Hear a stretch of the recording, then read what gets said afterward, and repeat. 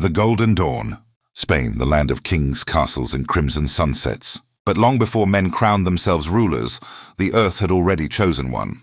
They said he appeared from the mist one morning in the Andalusian hills. A lion, vast, golden and silent, stepping through olive groves as if the land itself parted for him. The shepherds who saw him swore the dawn followed wherever he walked. His mane glowed like molten light, his eyes fierce but calm. He was not a creature of hunger. He was a creature of purpose. At first, the people feared him. They hid their flocks, locked their doors, and prayed he would pass.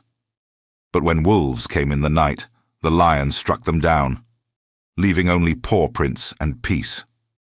The villagers woke to silence, their herds untouched. From that day they called him El León de España, the Lion of Spain. He became their unseen guardian, the roar in the distance that kept the dark away. He lived between the realms of myth and memory. Farmers would leave food near the edge of the woods. Children whispered his name before sleep. And travelers, lost in the wild, claimed to see his golden figure watching from the cliffs above, as if ensuring they reached home safely. But peace never lasts in the kingdom of men. Word of the lion spread across provinces, carried by stories and songs. And when tales reached Madrid, to the court of the aging King Fernando, envy bloomed where awe should have lived. "There cannot be two kings in Spain," said the monarch, his pride wounded by the legend of a beast loved more than his crown. "Find this lion, bring him to me, dead or alive." And so began the hunt. Dozens of riders rode south, their armor gleaming beneath the sun. At their head was Don Rafael de Cazador, a once noble knight whose name meant the hunter. He was a man torn by past failures, a fallen hero seeking redemption through one final victory. He did not ride for gold, but for purpose, the same thing that drove the lion. And thus, fate set both on a path that could only end in blood. The forests of Andalusia were alive with whispers. Leaves trembled as if the earth itself knew what was coming. For 7 days, the hunters tracked the lion. They followed the prince through rivers, over ridges, into ancient groves where sunlight dared not enter. They found the remains of wolves, bones of boars, and claw marks carved into stone. Not of rage, but of warning. And then, on the 8th night, the lion appeared. He stood at the crest of a hill, his mane illuminated by torchlight, his golden fur streaked with dust. He did not run. He simply watched, proud and unafraid. For a moment, Don Rafael froze. In those eyes, he saw not a monster, but majesty. Yet duty is a cruel chain. "Loose the arrows!" cried one of the soldiers. The sky darkened with spears.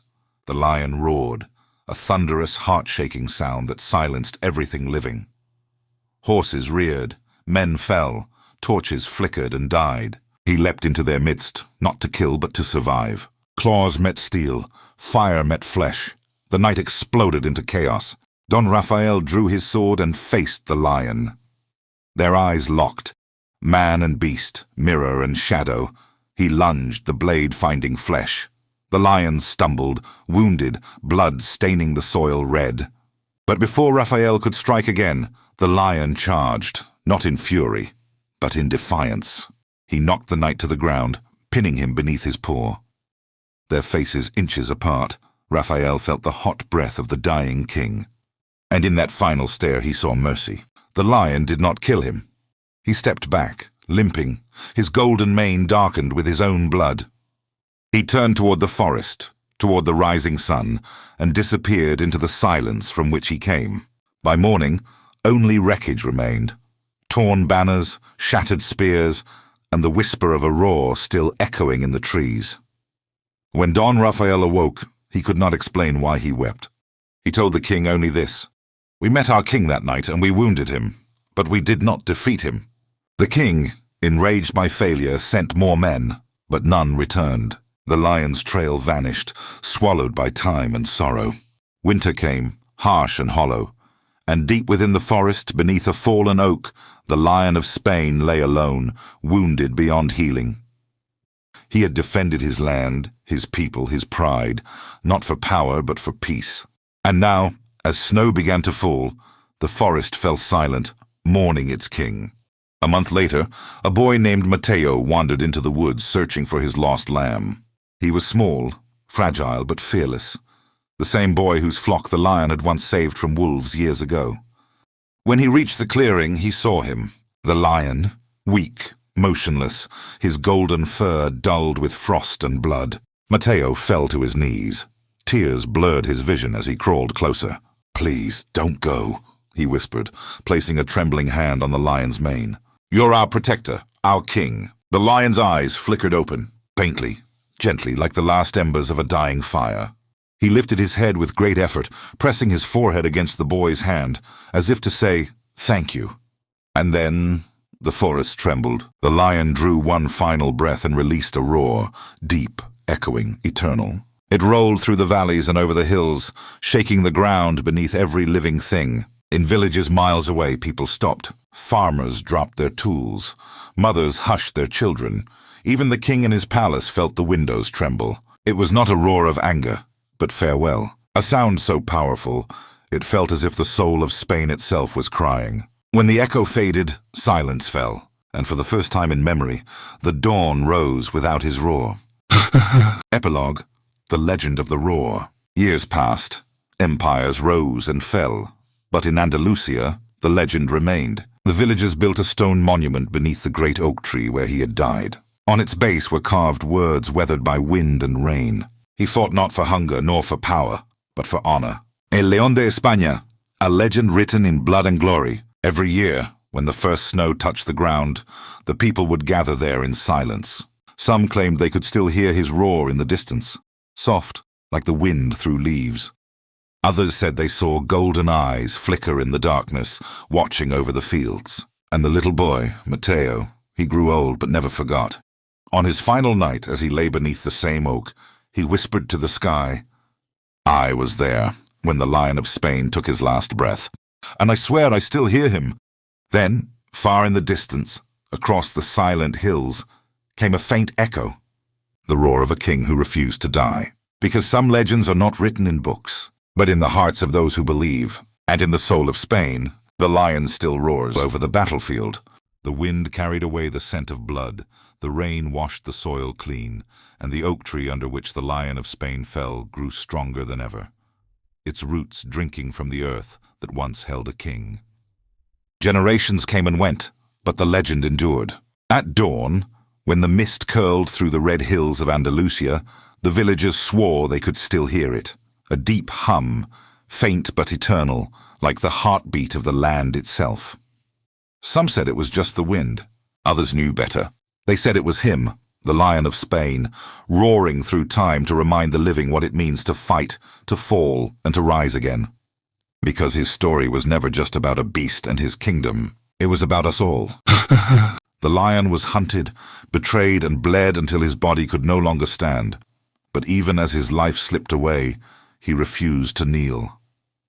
He fought not for glory, not for crowns, not for applause, but because his heart would not allow surrender. And that is the soul of greatness. Every one of us, in some corner of our lives, becomes that lion. We are wounded by those we trust, betrayed by fate, scarred by our own mistakes, yet still, we rise each morning to face the same storms that tried to destroy us. The world may not see the battles you fight, it may not hear your roar, but your strength lies in the fact that you keep going, even when no one is watching. That's what makes you unstoppable.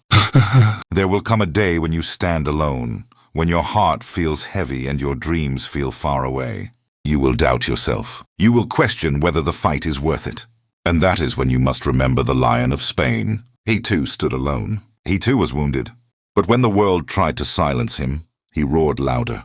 His roar was not a sound.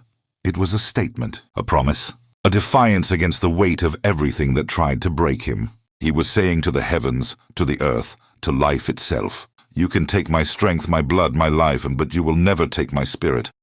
And that is what immortality truly is, not in how long you live, but in how deeply your courage echoes through those who come after you. You see, legends are not born in comfort. They are forged in fire. built by pain, tested by loss, and crowned by endurance. The Lion of Spain did not die in defeat. He rose into eternity, and so will you.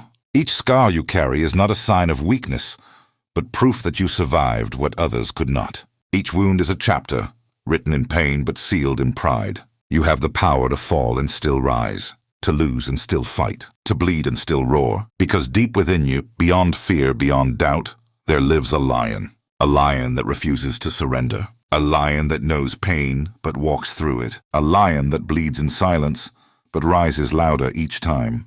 And when your time comes, when the world tests you and your strength begins to fade, remember, it's not your victories that will define you. It's your refusal to stay down. So roar, even when no one believes, even when you stand alone, even when your voice trembles and your heart bleeds. Roar, not to be heard, but to remind yourself that you are still alive. Roar, to awaken the courage that sleeps within you. Roar, because every scar has earned you the right to. The Lion of Spain lives not in books or monuments, but in the heart of every soul that refuses to be tamed. And one day, when you stand on your own battlefield, when life knocks you to your knees, look to the horizon, take a breath, and whisper to yourself, I am the lion of my story. I am written in blood, but crowned in glory, because true kings and queens are not crowned by others. They crown themselves with every fall they rise from, and when your final sunset comes, and your story is told by those who remember your fight, may they say of you what they once said of him. He fought not for power nor for pride, but for honor. He roared not to conquer, but to remind the world he lived. And even in death his roar still shakes the sky.